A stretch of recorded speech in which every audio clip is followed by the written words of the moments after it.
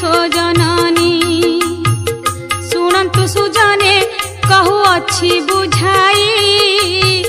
किंबदंती रे प्रमाण जहा अछई